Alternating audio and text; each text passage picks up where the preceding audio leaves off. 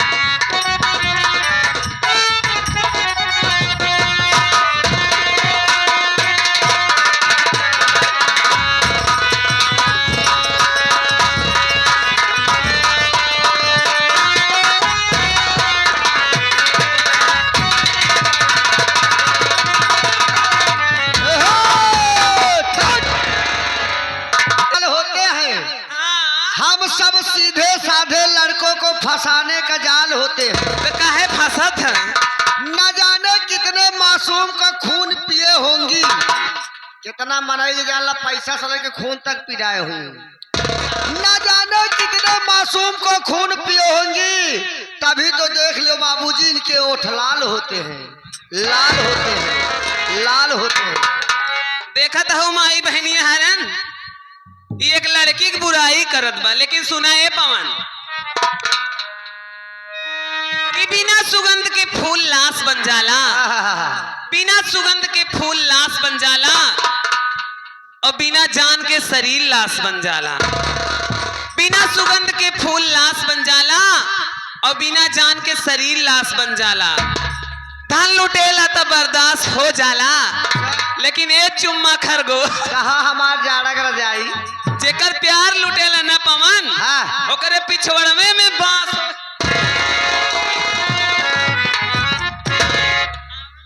इधर कुछ खावा होगा? नहीं, पहले मेरी बात सुन। अब पत्थर पे डूब जाने, पत्थर पे डूब जाने तो सिरमिंद बेचारा क्या करे?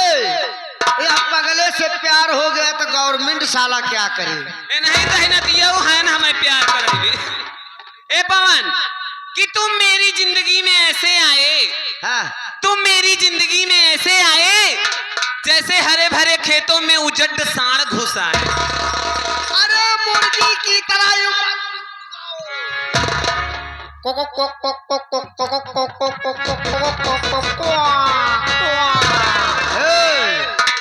अरे मुर्गी की तरह यूं मत कुरकुराओ, अंडा देना है तो लल्लू जोकर के दरबे में जाओ। ए पवन देखा इसेरो सारी तो रात भरा होए, लेकिन जो ने हमारी बहनिया हमारे भैया हरन बैठा है नहीं से का देते ही हो सुना हर मेहमाना हरन बैठा है दिल थाम के अरमान सजाए के। अब का देते ही मास्टर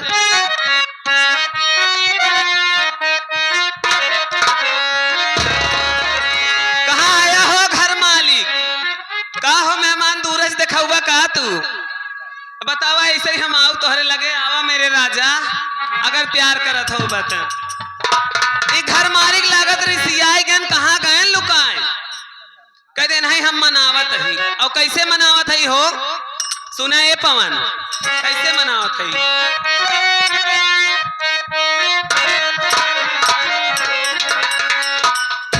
राजा हो तो है कैसे मनाई,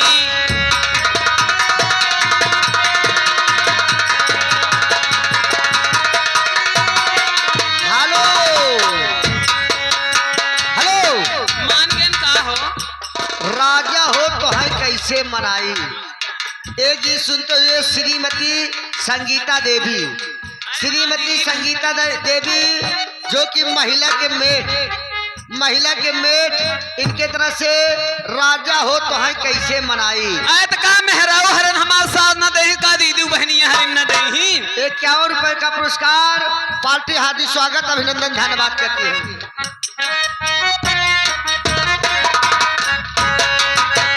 राजा हो तो है कैसे मनाई, राजा हो तो है कैसे। रतिया में हमरा ना आवे औहाई, आहो दुल्हा रतिया में हमरा ना आवे औहाई, राजा हो तो है कैसे।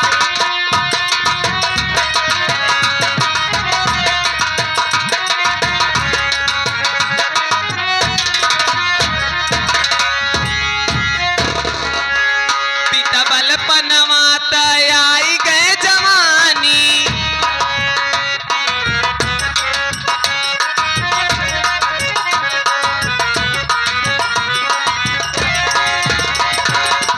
पिता बलपनवा आई गए जवानी, सजिया पे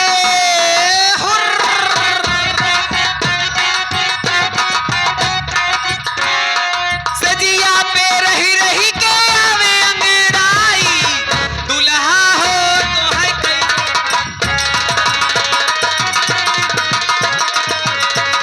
हेलो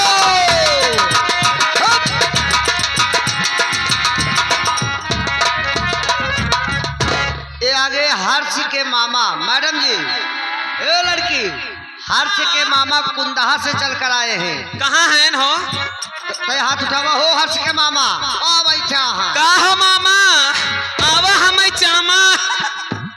ए राजा सुने 51 रुपए का पुरस्कार पार्टी की तरफ से धन्यवाद।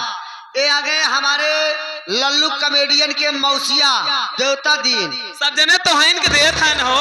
मऊ अहमद से चल कर आए हैं 11 रुपए का पुरस्कार और साथ ही साथ ये लड़की तोहरे भतरू आएंगे जेका कहा तू हे हो हनाला ले सुन लिया सुन ला हाँ 21 रुपया धन्यवाद पहुंचे। अब का कहता ही हो अपने भतरू के अरे का जान नहीं दे साहर वाली कजरा का जान नहीं दे।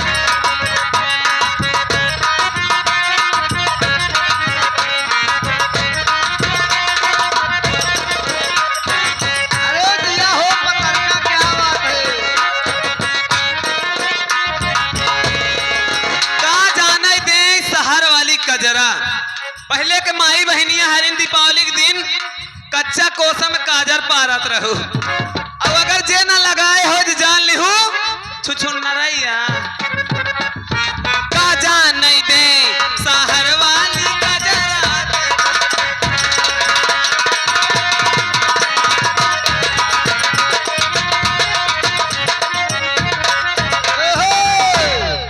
कालो जने मुर्गा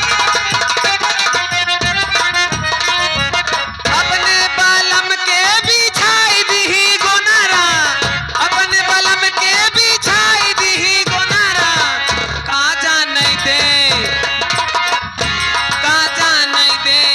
सहर वाली कजरा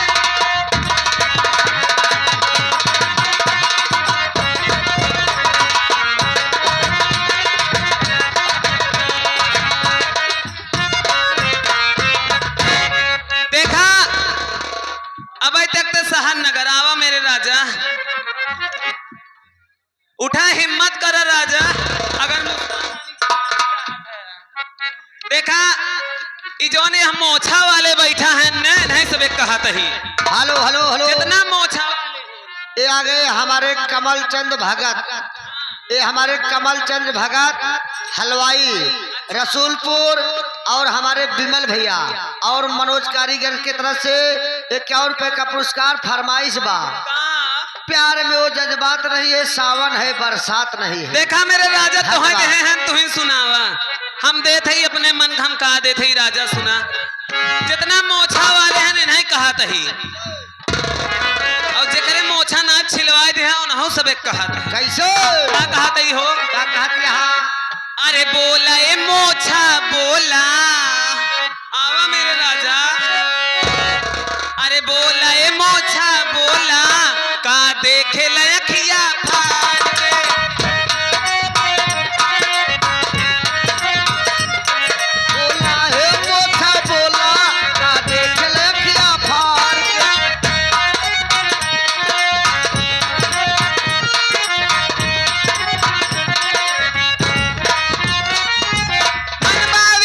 मन बावे ता लेला हई दूनो गलिया गुलाब के बोल कर जाऊ बोल है जाऊ बोला का दे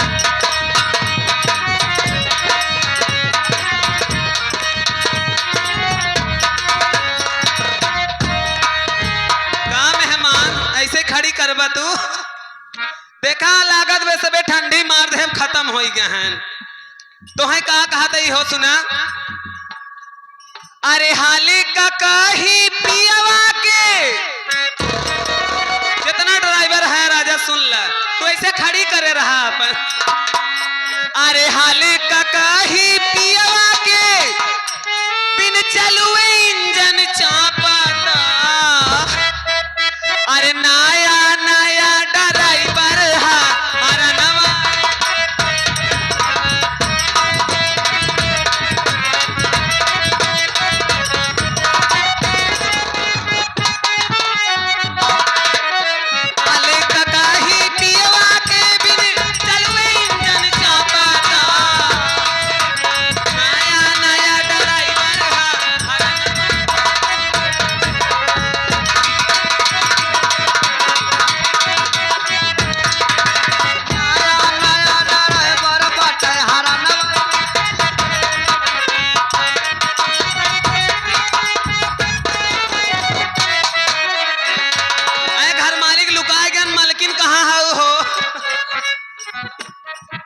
हेलो देखा है पवन ये आ गए हमारे लल्लू जोकर के मामा जी लल्लू जोकर के मामा जी इनके तरफ से 21 रुपया फरमाइश है मैडम नोनोवा में हाँ देखा घबरा जिन देती हो अब तक तो भोजपुरी नई दुनिया में रहा लेकिन यहाँ मायू बहनियां हरिन बैठी हैं ना है कहीं कि देखा मुस्कान बस बेटा हनक ध्यान देत रही घबरा जिन माई बहनियां तुहों से एक ध्यान दे बहु का दे थे सुना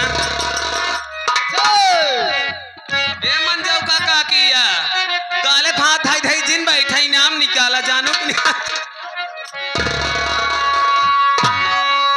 अरे कौनो या किलिया बताऊ तू मोरी नना दो सैया मिलल या ना बोलावा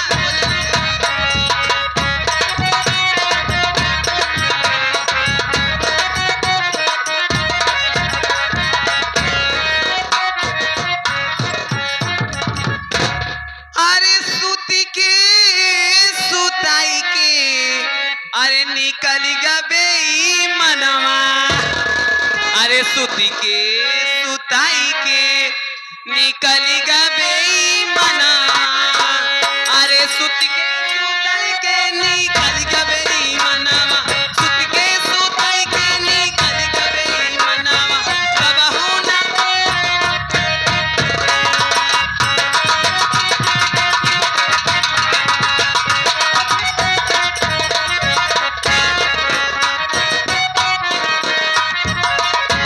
लागत वो घर मालकिन उनकिन बुनियम लीन हो गई। देखा ये राजा ये सबे खत्म है ने हर मुस्कान और रानी खत्म होत हैं। अब हम जात है देखा का दे की जात है हो हेलो मैडम जी, ये आ गए घर मालकिन।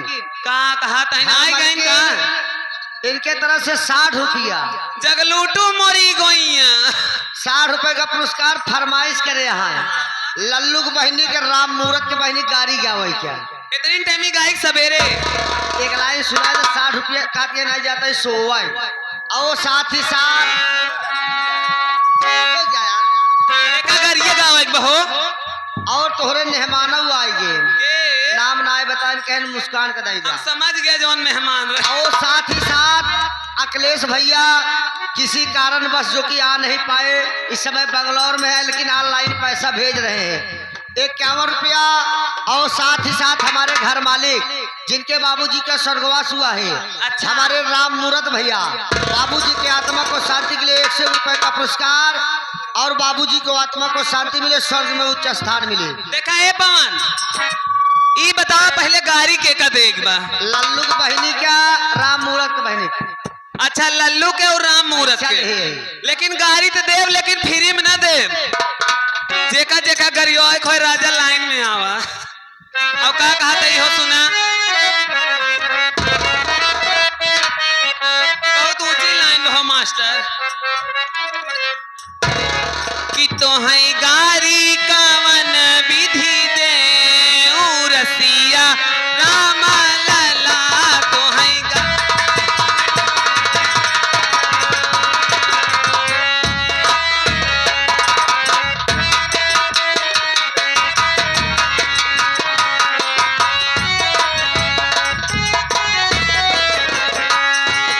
लल्लू के बहिनी खूब मिजावावई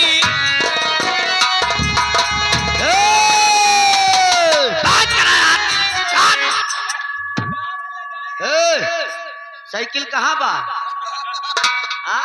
देखा गलत जिन सोचा राजा अरे हमसे बात कर राजा बाजा का करे हे आओ कहो लल्लू कया राम मुहूर्त है तोहार बहन गरिया या तू हुआ बैठ के मुस्किया था चुप रहा यार असद भाई जिंदगी धई क्या रहा यादत तो है भला हूँ आवा हमारे चुम्मा हमारे खरगोश बहन क्यों गरिया उन्हें चीट टांग डाल तो सुना तू गलत सोच ली है गाँव में जवाबत गाँव में जमावा यही तो बतावत ही ने तब से तेहरा एक जने कहा था गंदी गाड़ी जिंद लल्लू की बहन काम ए मेहमान पहले समझा काम मिजवई ही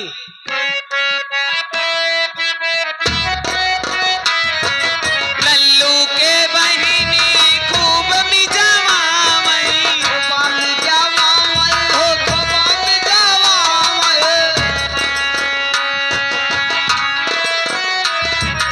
नौनी से बुकावा तेल रसिया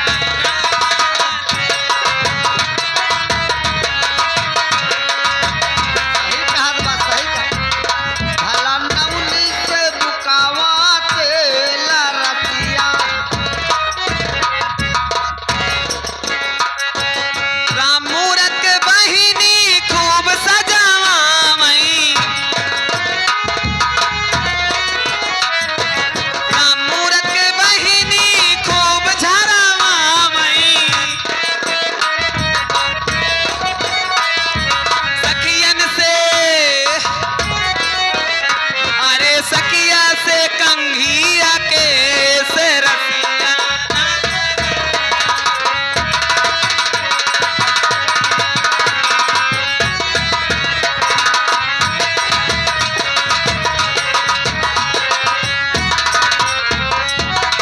देखा ई रही गाड़ी अब मुस्कान रानी के टाइम समाप्त होत बा हमार दीदी हरी नहीं ओ सबे दे ही जौन हो सके और जात जात का कहते जौन वह जात है का कहते हो अरे जा रहे हो लौट के आना जा रहे हो लौट के आना ऐसे तुम हमको न भुलाना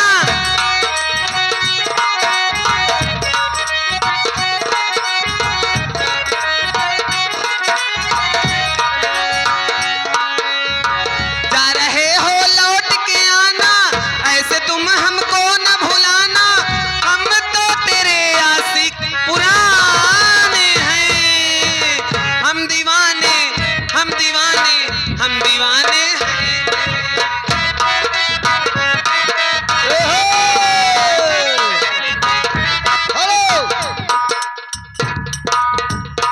कहा गो घर मालकिन घर मालकिन तू तो 60 रुपये दे रहे हो या घर मालिक आ गए राम मुहूर्त कितना दहन हो 500 रुपया में 1000 500 रुपया में 1000 एका जान लिया कराटो सीखे है वही मुस्कान है जौन दुई बोरिया सीमेंट और ड्राम ले रहे 500 रुपया में 101 रुपया देता है कहा था रमा शंकर जोन कोंदहा वाले हैं उनके बहनी गरियावा देखा हमार बहनी यही गाड़ी दे ही हमरे जौन हो सका देत है एक लाइन गरिया सुना जब वो पैसा ली नहीं का नमो बताया आ रमा शंकर की बहनी गरिया कैसे तू गाते तो पैसा पाओ था हम फ्री में गाई का राजा का सुबेरे एक मुठ दे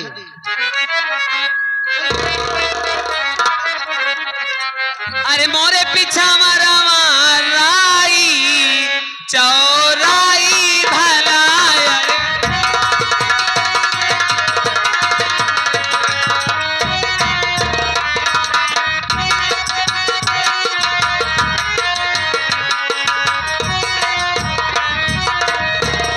चौरैया खोटन गई रमा शंकर कई बहिनिया कोंदहा वाली आज बहनी चौरैया खोटन गई रमा शंकर कई बहिनिया पांचों बहिनिया चौरैया खोटन गयूं कर पांचों बहिनिया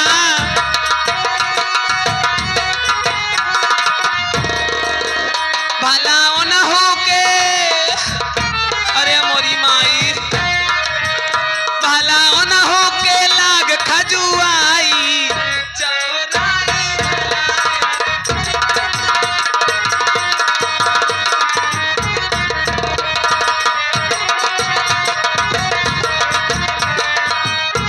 ए पवन देखा जात जात और कुछ हम कहे चाहते ही कि बहुत नशा करे हो राजा दारू और गांजा बीड़ी सिगरेट लेकिन एक नशा और कैले मुस्कान रानी के और का कहा था सुना राजा छोड़ा राजा गजवा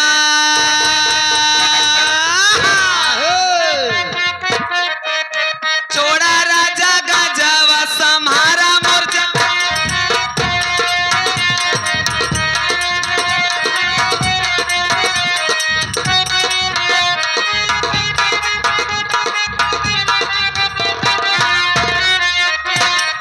छोड़ा राजा गजवा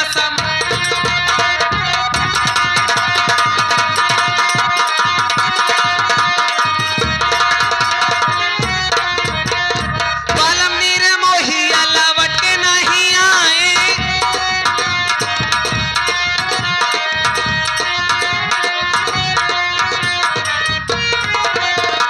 सेजिया पे हमारे परल बा पाथर पानी सेजिया पे हमारे परल बा पाथर पानी छोड़ा राजा गजवा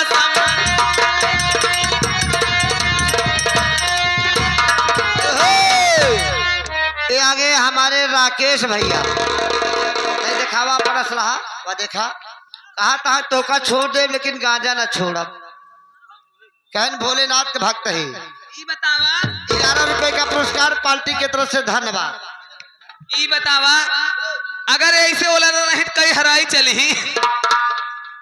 आए चोपड़ा खत्म है राजा कि हम वो नहीं जो हाथ थाम कर साथ छोड़ दें हम वो नहीं जो हाथ थाम कर साथ छोड़ दें हम प्यार करते हैं पानी और मछली की तरह जुदा करना चाहोगे तो दम तोड़ देते हैं राजा और जात जात देखा अब हमारा समय समाप्त। हमार दीदी हरी नहीं जात जात का कहते हो सुना। कटिंग सड़िया लेब राजा जाना की ना।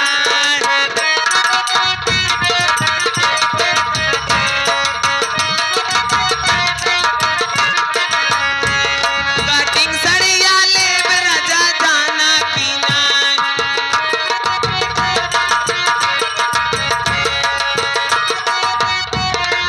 हेलो, ये आगे हमारे जगदीश प्रसाद की तरफ से 11 रुपए का पुरस्कार आया है। फरमाइश में छप रहिया। रहिया हाँ, घबराए जिन। अरे जाऊ तू ही रनिया कटिंग सड़िया लेब। जाऊ तू ही रनिया कटिंग सड़िया लेब। विदेश चला जा।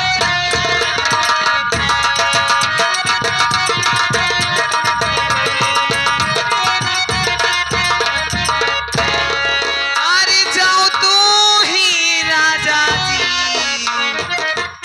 विदेश चला जाबा। अरे जाऊ तू ही राजा विदेश चला जाबा। लेटर लिखी भेजब राजा जाना की ना।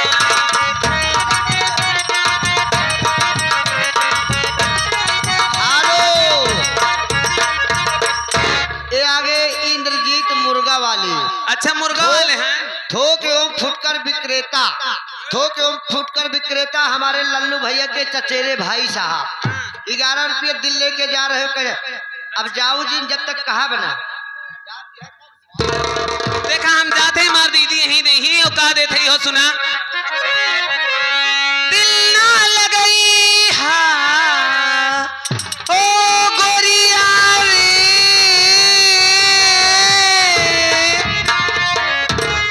दिल ना लगई हा फेरू जानी आई हा।